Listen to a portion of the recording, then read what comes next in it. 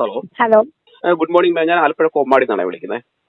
ആ മാഡം, ഞാനേ Alappuzha കൊമ്മാടിയിൽ NHAയുടെ fly ഓവറിന്റെ work വരുന്നുണ്ടല്ലോ, അതിന്റെ ഭാഗമായിട്ട് അവിടെ ഇപ്പം കൺസ്ട്രക്ഷൻ നടന്നുകൊണ്ടിരിക്കുകയാണ്. അപ്പൊ ഇതിന്റെ അടിയിൽ കൂടെ, ഈ ഫ്ലൈ ഓവറിന്റെ അടിയിൽ കൂടെ കേരള വാട്ടർ അതോറിറ്റിയുടെ പൈപ്പ് ലൈൻ പോകുന്നുണ്ട്.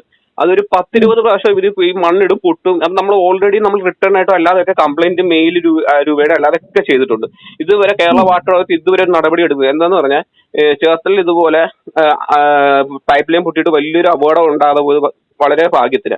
അതിന് മുന്നേ ഇത് അതുപോലെ ഒരു അപകടം, ഇതെന്ന് പറഞ്ഞാൽ കൊമ്മാടി ജംഗ്ഷനാ, മെയിൻ ജംഗ്ഷനാ, ഇതുപോലെ ഒരു ഫ്ലൈ ഓവർ വന്നിരുന്നു. ഞാനിപ്പോ ഈയോട് സംസാരിച്ച് കൗൺസിലിനോട് സംസാരിച്ചത് എന്താന്ന് വെച്ചാൽ എന്റെ ഓഫീസറിനെ ഇപ്പൊ സൈറ്റിലോട്ട് വിടുവാണ്.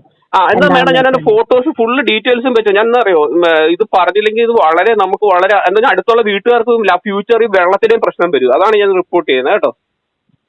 അങ്ങനെയാണ് എനിക്ക് എന്റെ വാട്സാപ്പിലോട്ട് അയച്ചോ.